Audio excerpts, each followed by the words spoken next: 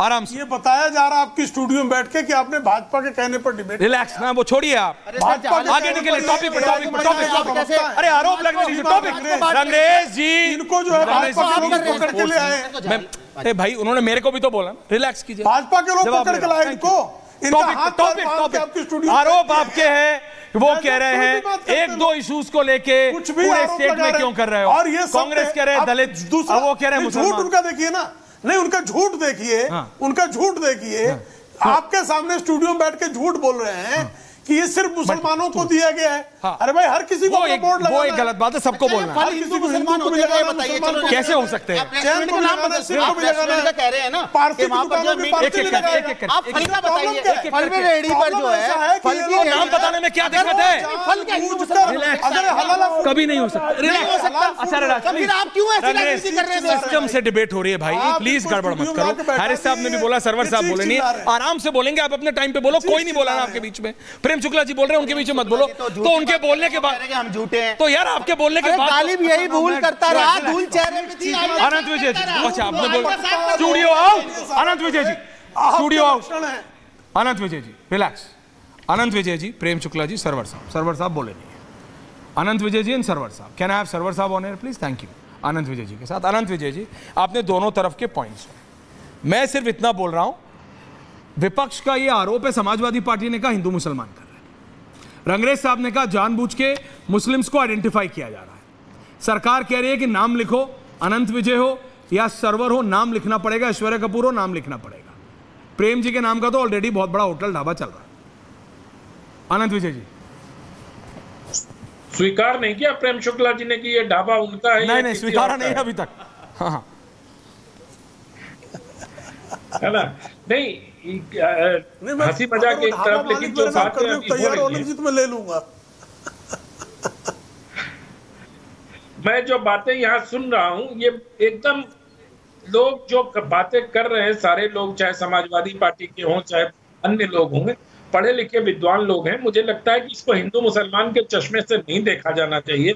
और ये तो 2006 से कानून है, कोई योगी जी ने तो कानून बनाया नहीं, मोदी जी ने तो कानून बनाया नहीं इसको, ये 2006 से उत्तर प्रदेश में है। और जब आप बिजनेस में ट्रांसपेरेंसी की बात करते हैं तो आपको तो ये सब चीजें ध्यान रखनी पड़ेगी। इसमें हिंदू मुसलमान कहाँ से आ गया मुझे समझ में नहीं आता। दरअसल होता क्या है कि जिन राजनीतिक दलों की बुनियाद ही हिंदू मुसलमान पे चलती है, उनको मुसलमानों के वोट एक मुश्त चाहिए होते हैं, वो इस तरह से भय दिखाते हैं मुसलमानों को कि तुम्हारा अदराइजेशन कर रही है बीजेपी।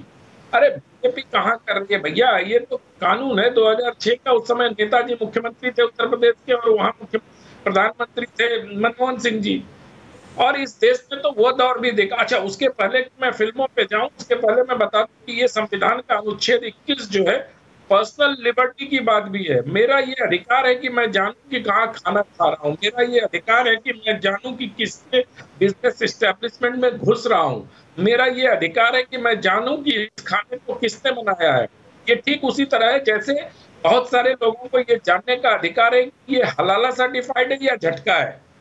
तो ये सब चीजें संविधान सम्मत हैं, इसको हिंदू मुसलमान के नजरिए से नहीं देखा जाना चाहिए और इसको संविधान के नजरिए से देखना चाहिए। अभी तक तो ये सब संविधान बदलने की बात कर रहे थे, अब ये सब संविधान के खिलाफ चले गए। संविधान तो समानता की बात करता है ना, वो समानता तो यही दिखाई देगी ना जब आप नाम लेके सबके बात करोगे। और दूसरी बात, हमारा देश बहुत मूवान हो चुका है हिंदू मुसलमान से। क्या अनायास नहीं था कि यूनुस खान पर दिलीप कुमार होना पड़ता था, मैं जमीन को मीना कुमारी होना पड़ता था, और ये तमाम बड़ी लंबी मतलब तमाम जो नाम थे, जितने सुपरस्टार थे, ऐश्वर्या सब उस समय मुस्लिम थे और सबने हिंदू नाम रख रखा था उस। तो सर सबको तो सब लोग प्रेम करते थे, आज भी दिलीप साहब को मतलब one of the greatest stars माना जाता है। बात ये सरवर साहब, इसमें गलती क्या हो रही है और इस पे राजनीति क्यों विपक्ष देख रहा है, आपको समझ आ रहा है क्या? देखिए, बार बार ये बात आपने भी सुनाई और अभी इन्होंने भी क्लियर कर दी कि कानून ये पहले ही आ चुका था। हाँ। और जब ये बात सामने मेरे आई तो मुझे लगा कि सीए का भी कानून पहले ही आ चुका था। 1985 में स्वर्गीय राजीव गांधी ने लाया था आसाम में एनआरसी कराने का, एनआरसी की बात कर रहा हूँ, सीए का नहीं। लेकिन तब से लेके यानी 85 से लेके 14 तक जितनी सरकारें रही उसने कभी आसाम में एनआरसी कराने की बात नहीं की। अब जब मोदी जी ने की तो विपक्ष ने उसको घुमा दिया, वहीं लाके हिंदू मुस्लिम का हो गया खेल। अगर यही काम कांग्रेस के जमाने में हो गया होता तो शायद चर्चा न होती, बात खत्म। एक माइंडसेट बना है कि अगर कांग्रेस या कथित तौर पर दूसरी सेकुलर पार्टियां इस काम को करें तो उनको तो बड़ी आसानी से मुसलमान या दूसरे लोग पचा लेते हैं, लेकिन अगर भारतीय जनता पार्टी उसी को करने जाती है तो उसमें विपक्ष एक पलीता लगा देता है और मुसलमान बोलने लगते हैं। मैं समझता हूं कि मिश्रा जी को पता होगा, देवघर जो है वहां भी जल चढ़ता है और भीड़ उतनी ही वहां भी लगती है। पूरा उत्तर बिहार, बंगाल का कुछ हिस्सा, आसाम का भी कुछ हिस्सा, सुल्तानगंज से जल उठाया जाता। आचार्य राज सरवर से सुल्तानगंज से जल उठाया जाता। देखिए, आपको इतना मालूम है, मेरे को नहीं मालूम था। नहीं, मैं बता रहा हूं आपको, बताइए ना, मेरे को नहीं पता। सुल्तानगंज से जल उठाया जाता है, देवघर चढ़ाया जाता है, रास्ते में कितने गांव, कितना नगर, शहर सब आते होंगे। दुकान है, हमको लगता है 80 किलोमीटर लगभग माने दूरी है, लेकर के भी यहाँ से मेरठ से दुगना हो गया। आज तक बिहार सरकार या झारखंड सरकार ने ये काम नहीं किया। मतलब इसका मतलब वो 6 वाला और 8 वाला जो आप बता रहे हैं, मनमोहन सिंह के सरकार के जमाने का आदेश और 2 और 11 जो भी 11 का, इस पर अभी भी बिहार सरकार, झारखंड सरकार, इम्प्लीमेंटेशन नहीं कर रही है, सरकार ने अमल नहीं किया। इसका मतलब ये भी एक सवाल पैदा होता।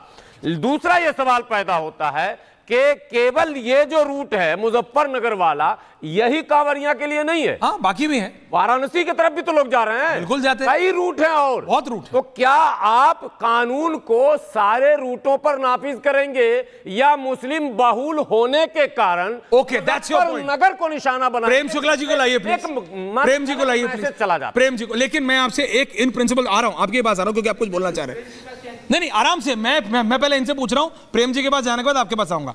आपको अपना नाम बताने में कहीं आज तक प्रॉब्लम हुई है? गर्व से कहो हम गर्व से, गर्व से कहो हम हिंदू हैं, गर्व से कहो हम सिख हैं, गर्व से कहो हम भारतीय हैं, कहीं कोई टेंशन नहीं। जब नाम रखते हैं तो बहुत बड़ा प्रोग्राम किया जाता है, नाम रखते हैं तो बहुत बड़ा नामकरण होता है।